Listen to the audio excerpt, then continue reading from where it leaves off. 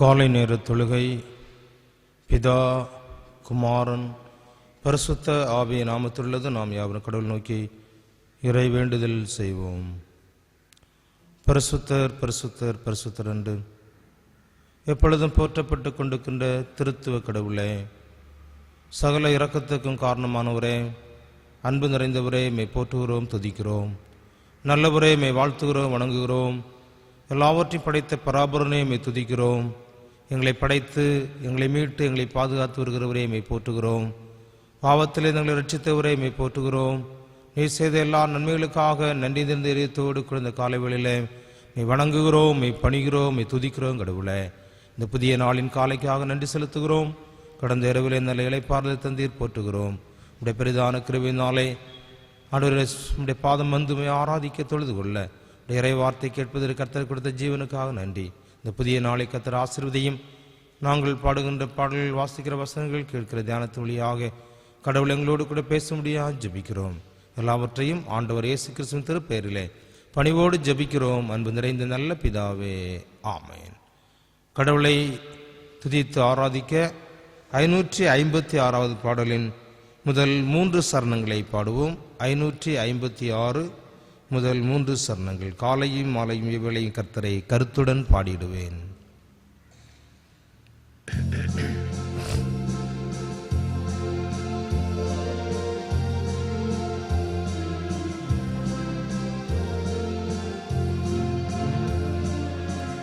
காலையும் மாலையும் வேளையும் கர்த்தர் கருத்துடன் பாடிடுவேன். காலையும் மாலையும் வேளையும் கர்த்தர் கருத்துடன் பாடிடுவேன். பரிசுத்தர் பரிசுத்தர் பரிசுத்தர் என பாடிடும் தொனி கேட்குதே. பரிசுத்தர் பரிசுத்தர் பரிசுத்தர் என பாடிடும் தொனி கேட்குதே. கர்த்தரின் வெளிச்சம் ஜீவனின் பலனும் கிருபையும் ரட்சிப்புமானார். கர்த்தரின் வெளிச்சம் ஜீவனின் பலனும் கிருபையும் ரட்சிப்புமானார். அஞ்சிடாமல் கலங்காமல் பயமின்றி திகிலின்றி அனுதினம் வாழ்ந்திடுவேன். அஞ்சிடாமல் கலங்காமல் பயமின்றி திகிலின்றி அனுதினம் வாழ்ந்திடுவேன். ஒன்றை நான் கேட்டேன், அதையே நாடுவேன், என்றும் தம் மகிமையை காண. ஒன்றை நான் கேட்டேன், அதையே நாடுவேன், என்றும் தம் மகிமையை காண. ஜீவனுள்ள நாளெல்லாம் தம் ஆலயத்தில் தங்குவதை வாஞ்சித்து நாடிடுவேன். ஜீவனுள்ள நாளெல்லாம் தம் ஆலயத்தில் தங்குவதை வாஞ்சித்து நாடிடுவேன். எந்த முகத்தை தேடுங்கள் என்று என் கர்த்தர் சொன்னதினாலே.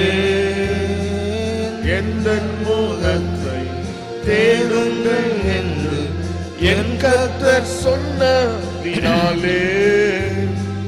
தமுகத்தை தேடுவேன், கூப்பிடும் என் சத்தம் கேட்டு தயவாக பதிலளிப்பார். தமுகத்தை தேடுவேன், கூப்பிடும் என் சத்தம் கேட்டு தயவாக பதிலளிப்பார். காலையும் மாலையும் வேளையும் கர்த்தர் கருத்துடன் பாடிடுவேன். சங்கீதம் 103ஆம் அதிகாரத்தில் நாம் முறை வாசிப்போம். சங்கீதம் 103 1 முதல் 13 வசனங்கள்.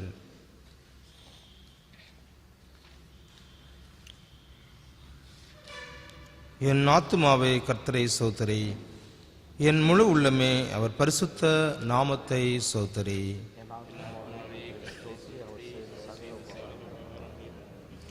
அவர் உன் அக்கிரமங்களை எல்லாம் மன்னித்து உன் நோய்களை எல்லாம் குணமாக்கி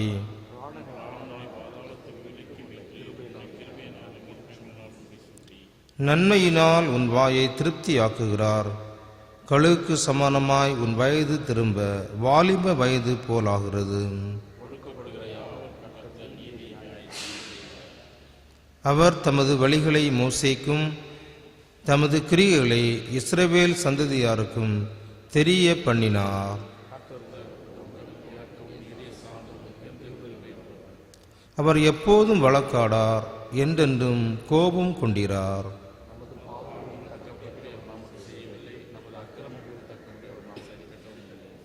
பூமிக்கு வானம் எவ்வளவு உயரமோ அவருக்கு பயப்படுவர்கள் மேல் அவருடைய கிருபையும் அவ்வளவு பெரிது.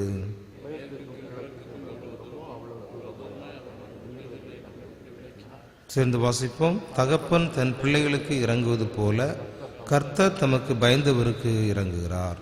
பிதாவுக்கும் குமாரனுக்கும் பரிசுத்த ஆவிக்கும் மகிமை உண்டாவதாக.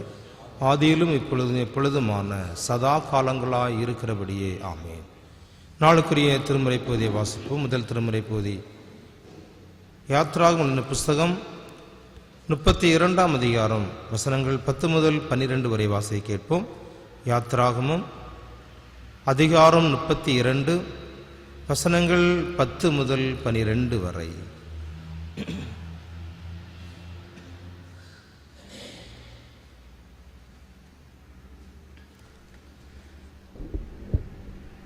யாத்ராகமம் 32ஆம் அதிகாரம் வசனங்கள் 10 முதல் 12 வரை. ஆகையால் என் கோபம் இவர்களில் மூலவும் நான் இவர்களை அழித்து போடவும் நீ என்னை விட்டுவிடு, உன்னை ஒரு பெரிய ஜாதியாக்குவேன் என்றார். மோசே தன் தேவனாகிய கர்த்தரை நோக்கி, கர்த்தாவே, தேவரின் மகா பலத்தினாலும் வல்லமையுள்ள கையினாலும் எகிப்து தேசத்திலிருந்து புறப்படப்படின உம்முடைய ஜனங்களுக்கு விரோதமாக உம்முடைய கோபம் பற்றி எறிவதென்ன? மலைகளில் அவர்களை கொன்று போடவும் பூமியின் மேல் இராதபடிக்கு அவர்களை நிர்மூலமாக்கவும் அவர்களுக்கு தீங்கு செய்யும் பொருட்டே அவர்களை புறப்பட பண்ணினர் என்று எகிப்தியர் சொல்வானேன். உம்முடைய கோபத்தின் உக்கிரத்தை விட்டு திரும்பி உமது ஜனங்களுக்கு தீங்கு செய்யாதபடிக்கு அவர்களை பரிதாபம் கொள்ளும் என்றார் என்பது. நாளுக்குரிய முதல் திருமுறை பகுதி வாசித்தாயிற்று. அவ்விதமாக குறிக்கப்பட்ட நற்செய்தி பகுதி பரிசுத்த லூக்கா எழுதின நற்செய்தி நூல் 10ஆம் அதிகாரம் 30 முதல் 37 வரை வாசிக்க கேட்போம். லூக்கா 10ஆம் அதிகாரம் வசனங்கள் 30 முதல் 37 வரை. அதற்கு இயேசு, ஒரு மனுஷன் எருசலேமிலிருந்து எரியோவுக்கு போகையில் கள்ளர் கையில் அகப்பட்டான். அவர்கள் அவன் வஸ்திரங்களை உரிந்து கொண்டு அவனை அடித்து குற்றுயிராய் விட்டு போனார்கள். ஒரு ஆசாரியன் தற்செயலாக அந்த வழியாக வந்து அவனை கண்டு ஒரு பக்கமாய் விலகி போனான். அப்படியே ஒரு லேவியனும் இந்த இடத்திற்கு வந்து அவனை கண்டு பக்கமாய் விலகி போனான். பிரயாணம் செய்த சமாரியன் ஒருவன் அவ்விடம் வரவே அவனை கண்டு மனதுருகி கிட்ட போய் அவன் காயங்களில் எண்ணெயும் திராட்சரசமும் வார்த்து காயங்களை கட்டி தான் சவாரி செய்த மிருகத்தின் மேல் அவனை ஏற்றி சத்திரத்துக்கு கொண்டு போய் அவனை பராமரித்தான். மறுநாளிலே 2 தினாரியத்தை எடுத்து சத்திரக்காரன் கையிலே கொடுத்து, நீ அவனை விசாரித்துக்கொள், அதிகமாய் ஏதாயிலும் செலவழிந்தால் நான் திரும்ப வரும்போது அதை உனக்கு தருவேன் என்றார். இப்படி இருக்க கள்ளர் கையில் அகப்பட்டவனுக்கு இந்த 3 பேரில் எவன் அயலானாக உனக்கு தோன்றுகிறது என்று கேட்க, அவர் அவனுக்கு இரக்கம் செய்தவனே என்றார். அப்பொழுது இயேசு, நீயும் போய் அப்படியே செய் என்றார் என்பது. இதனாலுக்குரிய நற்செய்தி பகுதியை வாசித்தாயிற்று. திருமுறை பகுதியை வாசிக்க கேட்டனா நம்முடைய பற்றுறுதியை அப்போஸ்தலர் விசுவாச பிரமாணத்தின் வழியாக நாம் அறிக்கை செய்வோம். பரலோகத்தையும் பூலோகத்தையும் படைத்த சர்வவல்ல பிதாவாகிய கடவுளை விசுவாசிக்கிறேன். அவருடைய ஒரே குமாரனும் நம்முடைய ஆண்டவரும் ஆகிய இயேசு கிறிஸ்துவை விசுவாசிக்கிறேன். இவர் பரிசுத்த ஆவியினால் கற்பத்தில் உற்பவித்து கன்னிமரியாத்தில் பிறந்து பொந்து பிலாத்தின் கீழ் பாடுபட்டு சிலுவையில் அறையுண்டு மரித்து அடக்கம் பண்ணப்பட்டார். பாதாளத்தில் இறங்கி 3ஆம் நாள் மரித்தோரிலிருந்து உயிர்த்தெழுந்தார். பரத்துக்கு ஏறி சர்வவல்ல பிதாவாகிய கடவுளுடைய வலது வாசத்தில் வீற்றிருக்கின்றார். அவ்விடத்திலிருந்து உயிர்லோரையும் மரித்தோரையும் நியாயந்திருக்க வருவார். பரிசுத்த ஆவியானவரை விசுவாசிக்கிறேன். பொதுவான பரிசுத்த கிறிஸ்தவ சபையும் பரிசுத்தவனுடைய ஐக்கியமும் பாவ மன்னிப்பும் சரீர உயிர்த்தெழுதலும் நித்திய ஜீவனும் உண்டு என்று விசுவாசிக்கின்றேன். ஆமென். நம்முடைய பிதாவாகிய தேவனிடமிருந்தும் ஆண்டவராகிய இயேசு கிறிஸ்துவிடமிருந்தும் உங்கள் அனைவருக்கும் கிருபையும் சமாதானமும் இறையாசையும் உண்டாவதாக. கடவுளுடைய வார்த்தையை சற்று தியானிக்க எடுத்துக்கொண்டு தியான பகுதி வாசித்த சங்கீதம் 103ஆம் அதிகாரம் 13ஆம் வசனம். தகப்பன் தன் பிள்ளைகளுக்கு இறங்குறது போல கர்த்தர் தமக்கு பயந்தவருக்கு இறங்குகிறார் என்பது. இரக்கம், பரிதாபம், மனதுருக்கம் என்று சொல்லுகின்ற 3 வார்த்தைகளும் ஒன்றோடு ஒன்று தொடர்பு கொண்டு பல அர்த்தங்களை விளக்குவதாக பார்க்க முடிகிறது. இரக்கம் பிற்றி என்று அழைக்கப்படுகிறது. குறிப்பாக ஒரு வயதான மனிதன் வழி ஓரத்திலேயோ அல்லாவிட்டால் ஆலயத்திற்கு முன்பாக வந்து அவன் உணவுக்காக அல்லாவிட்டால் தர்மம் எதிர்பார்த்து சொல்லுகின்ற பொழுது அவனிடத்திலே மனிதன் இரக்கம் பாராட்டி அவனுக்கு உதவி செய்வதை பார்க்கிறோம். பசியால் காணப்பட்டால் அவனுக்கு இரக்கம் செய்து உணவு கொடுத்தல், அவனுடைய தேவைகளை சந்தித்தல், அது இரக்கம் என்று சொல்லப்படுகிறது. இரக்கம் மனிதத்திலே மட்டுமல்ல, எல்லா மக்களிடத்திலும் மிருக ஜீவனிடத்திலும் காட்டப்பட வேண்டும் என்பதை புரிந்து கொள்கிறோம். குறிப்பாக அயல்நாட்டுக்காரர்கள் அதிகமாக மற்ற மிருகங்களிடத்திலே அதிகமான இந்த இரக்கத்தை காட்டுவதை பார்க்கிறோம். குறிப்பாக வீட்டில் இருக்கிற இந்த பெட் டாக் அல்லது பெட் கேட் இடத்துல சின்ன காயங்கள் எதுவும் ஏற்பட்டாலும் அதிகமாக அதன் மீது கரிசனை கொண்டு மருத்துவத்தில் அழைத்து சென்று பலவிதமான உதவியை செய்வதை பார்க்க முடிகிறது. 2வது, பரிதாபம் என்ற வார்த்தையும் பயன்படுத்தப்படுகிறது. எம்பதி. வழியிலே சாலை ஓரத்திலே நடந்து சென்று இருக்கிறோம். திடீரென்று ஒரு விபத்திலே காயப்பட்டு ஒரு மனிதன் கீழே விழுந்து விட்டால் அவனை காண்கின்ற பொழுது ஐயோ என்று சொல்லி அவனுக்காக பரிதாபம் கொண்டு அவனை மருத்துவமனையில் சேர்த்தல், இப்படிப்பட்ட காரியங்களை செய்வதும் பரிதாபம் இதோடு இணைந்து வருவதை பார்க்கிறோம். இது மட்டுமல்ல, 3வது மனதுருக்கம், கம்பேஷன். இதுவும் இந்த பதிலோடு இணைந்து வருகிறது.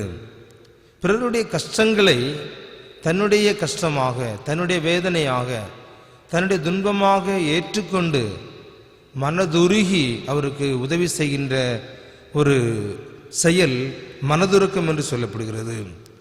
இரக்கம், பரிதாபம், மனதுருக்கம் 3லும் மனதுருக்கம் திருமறையிலே சொல்லுகின்ற ஆண்டவர் இயேசுவினுடைய பணியிலேயும் நாம் தெளிவாக கண்டுகொள்ள முடிகிறது. மனதுருக்கம் இங்கே சங்கீதக்காரன் சொல்கின்ற பொழுது சங்கீதம் 103:13 தகப்பன் தன் பிள்ளைகளுக்கு இறங்குவது போல, தகப்பன் தான் பெற்ற பிள்ளைகள் கஷ்டப்படுகின்ற பொழுது, துன்பப்படுகின்ற பொழுது, எல்லாவற்றில் வேதனைப்படுகின்ற பொழுது, ஏதாவது சிறிய பிரச்சனைகளை சிக்கலிலே அவன் மாட்டிக்கொள்கின்ற பொழுது அந்த தந்தை தன் பிள்ளைக்கு எவ்விதமாக இறங்குகிறான் என்பதை திருமறையிலே பார்க்கிறோம். அவன் எதையும் எதிர்பாராமல் தன் உள்ளம் உருகி தன்னுடைய மகன் துன்பப்படுகிறான் என்ற நிலையிலே உள்ளமானது மனதுருக்கம் கொண்டு அவன் இறங்கி உதவி செய்வதை பார்க்கிறோம். அது மட்டுமல்ல, அவன் எந்த எதிர்பார்ப்பையும் அவனிடத்தில் எப்பொழுது பார்ப்பதில்லை. ஒருவேளை இவனுடைய துன்பத்துக்கு காரணம் இவனுடைய தவறுகளோ பாவங்களோ அல்லாவிட்டால் எதையும் அவன் எண்ணாதபடிக்கு தன் மகன் கஷ்டப்படுகிறான், அவனுக்கு உதவி செய்ய வேண்டும் என்ற ஒரு சிந்தனையிலே மகனுக்கு இரக்கம் காட்டுவதை காண்கிறோம். அது மட்டுமல்ல, அந்த தந்தையுடைய அன்பினாலே அவன் இரக்கம் காட்டுகின்றான். வேறு எந்த சிந்தனையும் இல்லை. என் மகன் என்ற சிந்தனையிலே மகன் மீது கொண்ட அன்பினாலே அவன் இரக்கம் காட்டுவதை பார்க்க முடிகிறது.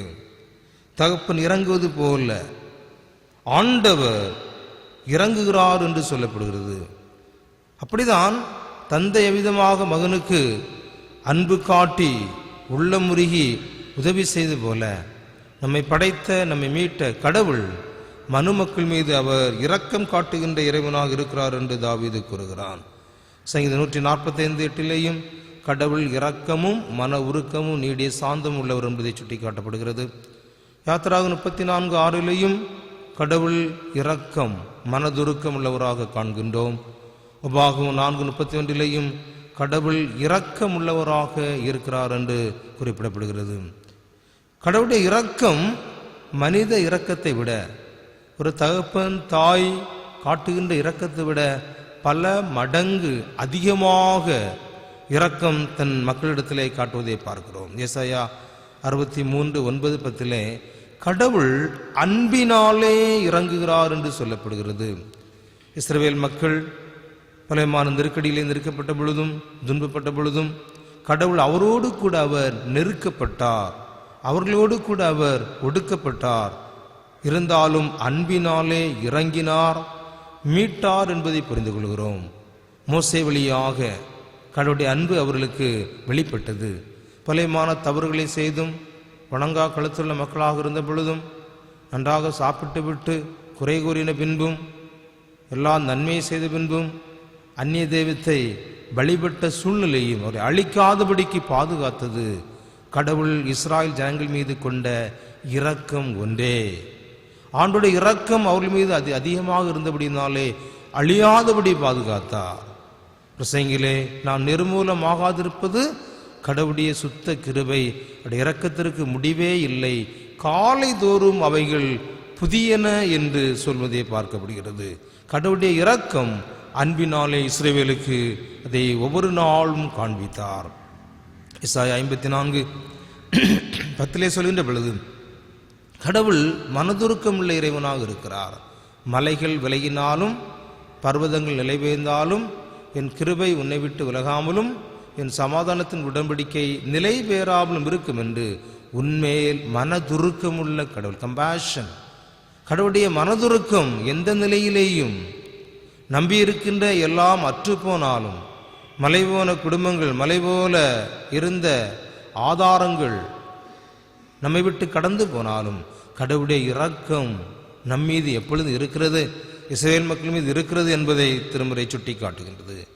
எசேக்கியேல் 16:5-6 இரத்தத்தில் கிடந்த உன்னை கடவுள் இரக்கம் காட்டி உன்னை அவர் ஆசீர்வதிக்கிறார் என்று சொல்லப்படுகிறது. நீ பிறந்த பொழுது உன் தொப்புள் கொடி அறுக்கப்படவில்லை, தண்ணீரிலே நீ குளிப்பாட்டப்படவில்லை, உப்பு தேய்த்து உன்னை சுத்திகரிக்கப்படவில்லை, நீ துணியற்றவனாக இருந்தார், யாரும் உனக்கு இரக்கம் காட்டவில்லை.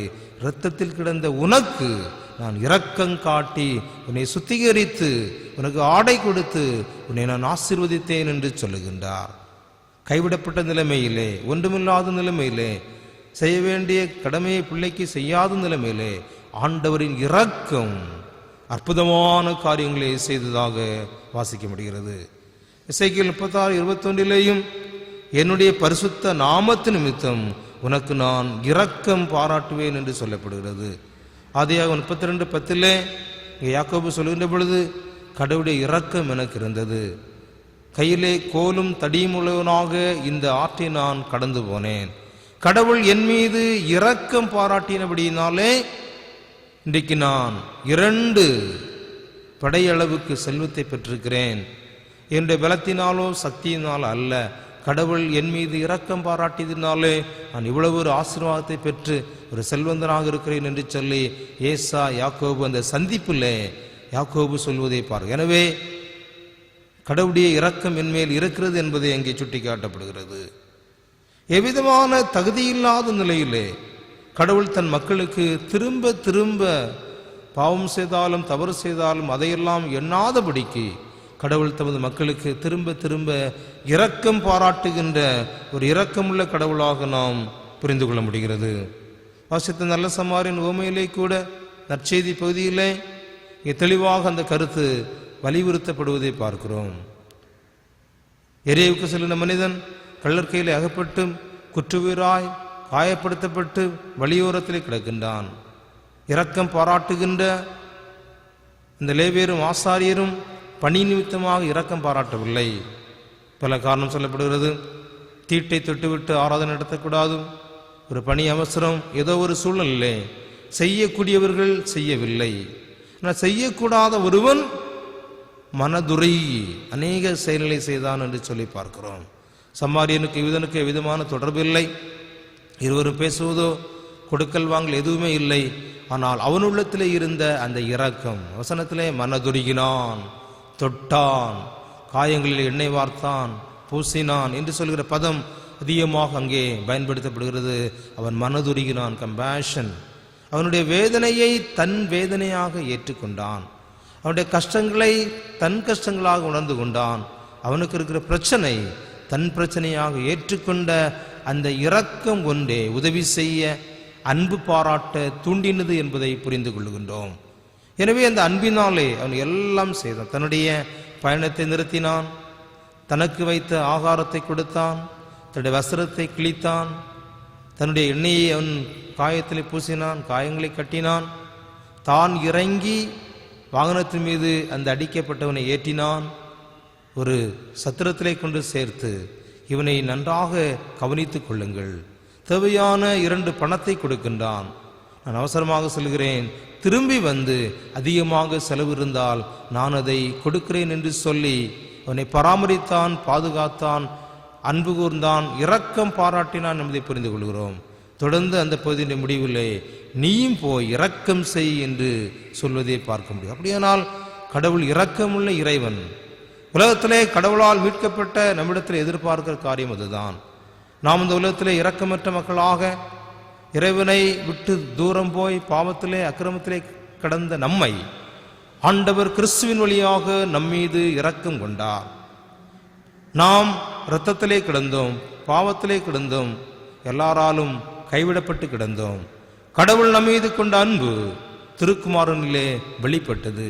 அந்த இரக்கம் கல்வாரி சிலுவை இரத்தம் நம்மை கழுவி சுத்திகரித்து பாவம் வர இறை மக்களாக, இறைவனுடைய பிள்ளைகளாக நம்மை மாற்றி நம்மை ராஜரிய ஆசாரியாய் கூட்டமாய் பரிசுத்த ஜாதியாய் கடவுளுக்கு சொந்த ஜனமாக, கடவுளை தந்தை என்று அழைக்கின்ற பாக்கியத்தையும், நாம் கடவுளுடைய இறைமக்கள் என்று சொல்கிற உன்னதமான ஸ்தானத்தை, ரோமர்லே சொல்கிறபடி அப்பா பிதாவே என்று கூப்பிடுகிற புத்திர சுவிகாரத்தின் ஆவியை கடவுள் தந்து எப்பொழுதும் இறைவனோடு பேச, எப்பொழுதும் கடவுளுடைய அன்பை பெற்றுக்கொள்ள நல்ல ஒரு உறவை ஆண்டவர் நமக்கு தந்திருக்கிறார்.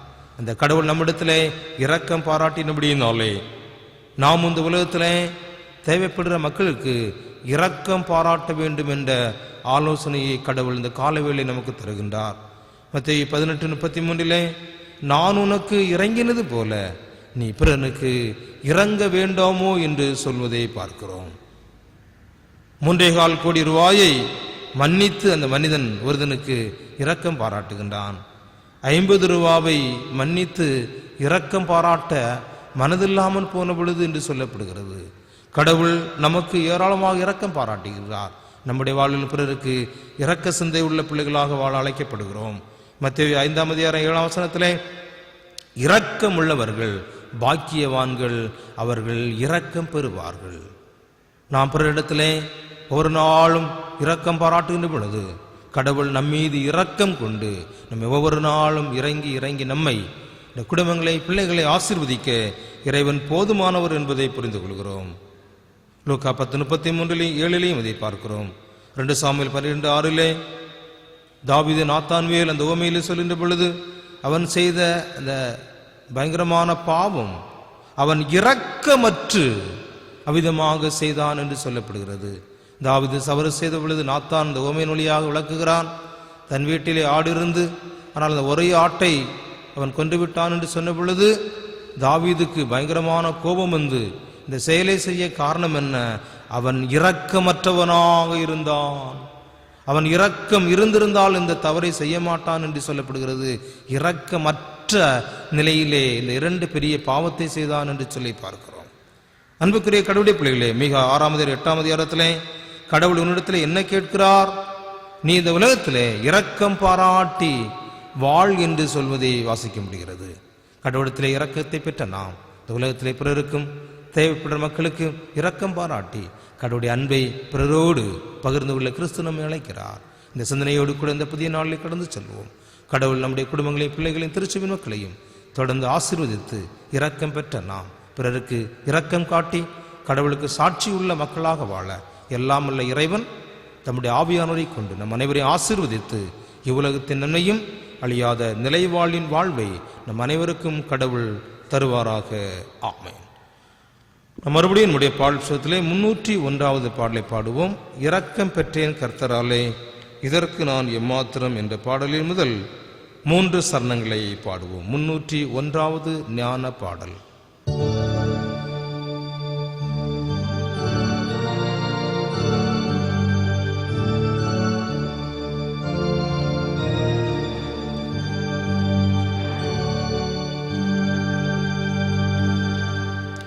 இரக்கம் பெற்றேன் கர்த்தராலே,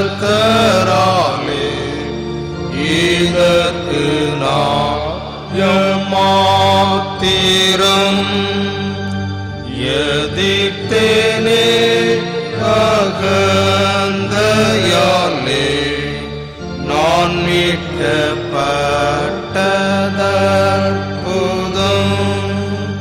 அத்தாழி ஊரிக்கடியே இரக்கத்தை புகழுவே. முன்னே நான் கோபத்து காழாக நின்று நீ போதுகந்தவன் சுதனின் இரத்தத்தால் அன்பாக ஒப்புரவாக்கப்பட்டவன்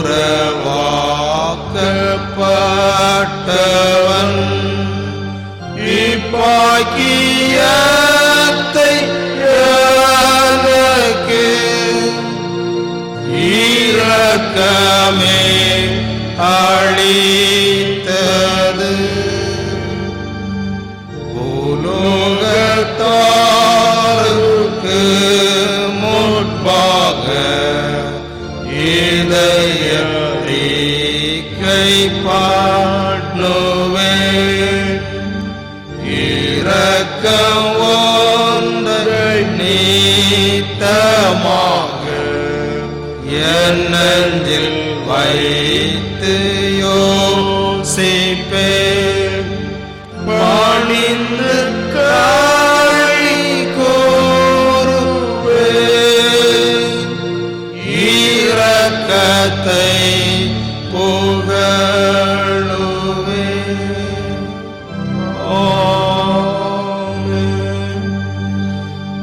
நாம் யாவரும் கடவுள் நோக்கி இறை வேண்டுதல் செய்வோம். வந்திருக்க அனைத்து குடும்பங்களுக்காக, படிக்கிற பிள்ளைகளுக்காக, வெளிநாட்டில் இருக்கிற மக்களுக்காகவும், சரீர பலவீனமாக இருக்கும் மக்களுக்காக இறை வேண்டுதல் செய்வோம்.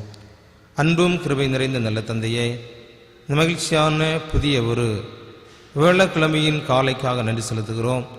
ஆண்டவரின் பாதம் அமர்ந்து உடைய இறை வார்த்தை தியானிக்க உதவு தந்தீர் கடவுளே. நீர் எங்கள் மீது மனதுருக்கமுள்ள இறைவனாக, இரக்கம் நிறைந்த கடவுளாக இருக்கிறீர். தகப்பன் எவ்விதமாக அன்பு கூறுகிறானோ அதைவிட மேலாக எங்கள் மீது நீ இரக்கம் கொள்கிற இறைவனாக இருக்கிறீர் கடவுளே. உடைய இரக்கத்திற்கு அடிப்படை அன்பினாலே இறங்குகிறீர். உம்முடைய நாமத்தினாலே இறங்குகிறீர். உம்முடைய பெரிதான கிருபையினாலே எங்கள் மீது இரக்கம் கொண்டவராக உடைய பாவங்களை மன்னித்து எங்களை பிள்ளைகளாக மாற்றி நன்மையான ஈவுகளை நீ தந்து கொண்டிருக்கிறீர். நன்றி படைக்கிறோம். கடவுளுடைய இரக்கத்தையும் கிருபையும் பெற்ற நாங்கள் ஒவ்வொரு நாளும் இந்த உலகத்திலே பிற மக்களுக்கு இரக்கம் காட்டுகிற பிள்ளைகளாக வாழ்வதற்கான அருளையும் ஆற்றலையும் கடவுள் தர வேண்டும் என்று ஜெபிக்கிறோம். விதமாக ஜெபிக்கிற ஒவ்வொரு மக்களையும் கடவுள் ஆசீர்வதிப்பீராக. அந்த வாழ்வுக்கு தேவையான ஆன்மீக வளங்களையும் உலக நன்மைகளையும் கடவுள் கிருபையாக தந்து ஒவ்வொரு குடும்பத்தை நீர் ஆசீர்வதிக்க வேண்டும் என்று ஜெபிக்கிறோம். முழங்காலை முடக்கி இந்த அதிகால வேளையிலும் நோக்கி பார்க்கிற மக்களை கண்ணோக்கி பாரும். நோக்கி பார்த்த முகங்கள் பிரகாசம் அடைந்தன என்று சொல்லி பார்க்கிறோம். கர்த்தருக்காய் காத்திருக்கிற மக்கள் புது பலனடைந்து கழுகளைப் போல சிறகடித்து உயர பறத்தார்கள். அதிகாலையில் இனி தேடுகிறவன் கண்டடைவான் என்று சொல்லப்படுகிறது. இயேசு அதிகாலை இருட்டோடு வனாந்தரத்திலே போய் ஜபித்து கடவுளுடைய வல்லமையை பெற்றுக்கொண்டு இறைப்பணி ஆற்றினார். மோசே அதிகாலை இருட்டோடு மலையிலே எழுந்திருந்து காத்திருந்து நியாயப்பிரமாணத்தை பெற்று இஸ்ரவேலை வழிநடத்தினான். கடவுளே, நாங்கள் அதிகாலையில் பரிசுத்தமான ஆலயத்திலே கூடி முழங்காலை முடக்கியுடைய வார்த்தை கேட்டு ஜபிக்கின்ற பொழுது கர்த்தர் எங்களை ஆசீர்வதிக்கிற இறைவனாக இருக்கிறேன். நன்றி படைக்கிறோம். ஜபிக்கிற ஒவ்வொரு குடும்பத்தையும் அன்பான தாய்மார், தந்தைமார், வாலிப தம்பிமார் ஒவ்வொருவரையும் கடவுள் ஆசீர்வதிப்பீராக. அவருடைய எல்லா தேவைகளையும் சந்தித்த உலகத்தில் நாங்கள் மன நிறைவோடு கூட கர்த்தருடைய இரக்கம் எப்பொழுது எங்கள் மேல் இருக்கிறது நம்பிக்கையிலே நாங்கள் இரக்கமுள்ள பிள்ளைகளாக வாழ பலனையும் சக்தியும் தர வேண்டும் என்று ஜெபிக்கிறோம். நல்ல கடவுளே, இந்த நாளிலும் கூட பற்பல இடங்களுக்கு பிரயாணம் செல்கிற மக்களுக்காக ஜெபிக்கிறோம். தூரமான இடங்களுக்கு கடல் கடந்து தரை வழியாக, விமான வழியாக, கப்பல் வழியாக செல்கிற எல்லா மக்களையும் சமூகத்தில் ஒப்புக் கொடுக்கிறோம். பாதுகாப்பும் பராமரிப்பும் வழிநடத்தலும் நிறைவாக தங்க வேண்டும் என்று நோக்கி ஜெபிக்கிறோம். கடினமான பணிகளை செய்கிற மக்களுக்காக ஜெபிக்கிறோம். கடவுளே, கடினமான பணி செய்கின்ற பொழுது ஆபத்துக்கு விலக்கிக் கொள்ளும். அவருடைய தேவைகளை கற்று சந்திக்க வேண்டும் என்று ஜெபிக்கிறோம். அனாதைகள், திக்கட்ட மக்கள், உதவிகள், அந்த ஓரங்கட்ட மக்கள், இன்னும் பலவிதமான சூழலில் இருக்கிற மக்களுக்கு உடைய இரக்கத்தை கடவுள் காண்பித்தரல வேண்டும் என்று முன்னோக்கி மன்றாடுகிறோம். திருச்சபையின் அனைத்து குடும்பங்களையும் கர்த்தர் ஆசீர்வதியும். யார் யாருக்கு என்னென்ன உடைய இரக்கம் தேவையோ கர்த்தர் தரும்படியாக ஜெபிக்கிற இந்த நாளிலும் பிறந்த நாட்களை, திருமண நாட்களை நினைவு கூறுகிற மக்களுக்காக மன்றாடுகிறோம்.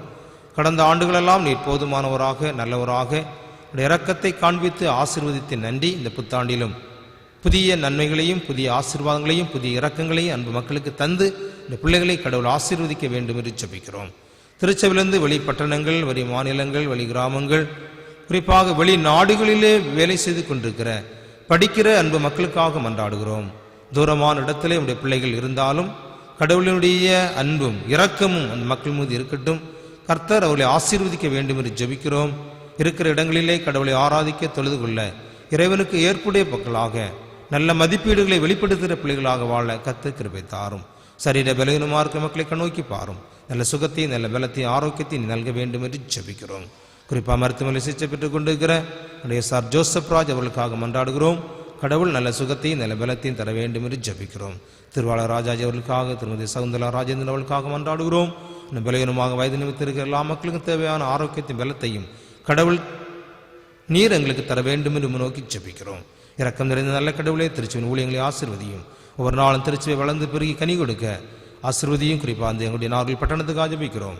பட்டணத்திலே வாசிக்கிற எல்லா மக்களுக்காக ஜெபிக்கிறோம். ஊழியங்களுக்காக ஜெபிக்கிறோம். எல்லா ஊழியங்களையும் பொறுப்பேற்றுக் கொள்ளும். ஆண்டவர் இயேசு வருவதற்கு முன்பாக அந்த நற்செய்தி உலகம் அறிவிக்கப்பட ஆண்டவரே நடைபெறும் எல்லா ஊழியங்களையும் கர்த்தர் ஆசீர்வதிக்க வேண்டும் என்று எங்கள் ஆண்டவரும் மீட்பெரும் மெய்ப்பெரும் ஆகிய இயேசு கிறிஸ்துவின் திருப்பெயரிலே பணிவோடு மன்றாடுகிறோம். அன்பு நிறைந்த நல்ல தந்தையே, ஆமேன். பரமண்டலில் இருக்கிற எங்கள் பிதாவே, உம்முடைய நாமம் பரிசுத்தப்படுவதாக, உம்முடைய ராஜ்யம் வருவதாக, உம்முடைய சித்தம் பரலோகத்திலே செய்யப்படுவது போல பூமியிலே செய்யப்படுவதாக. அன்றென்று வேண்டிய ஆகாரத்தை இன்று எங்களுக்கு தாரும்.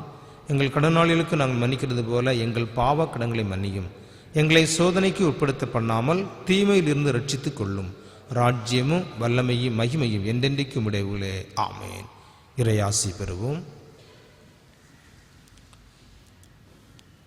நம்முடைய ஆண்டவராகிய இயேசு கிறிஸ்துவின் கிருபையும் பிதாவாகிய கடவுளின் அன்பும் பரிசுத்த ஆவியின் ஐக்கியமும் பாதுகாப்பும் பராமரிப்பு சந்தோஷமும் இந்த நாள் முழுவதும் நம் அனைவரோடு இருந்து நம் அனைவரையும் கடவுள் ஆசீர்வதிப்பாராக. ஆமேன். என் ஆத்துமாவே கர்த்தரை சோத்தரி, என் முழு உள்ளமே அவர் பரிசுத்த நாமத்தை சோத்தரி. என் ஆத்துமாவே கர்த்தரை சோத்தரி, அவர் செய்த சகல உபகாரங்களை மறவாதே. ஆமென். சமாதானத்தோடு சென்று வாருங்கள். நன்றி.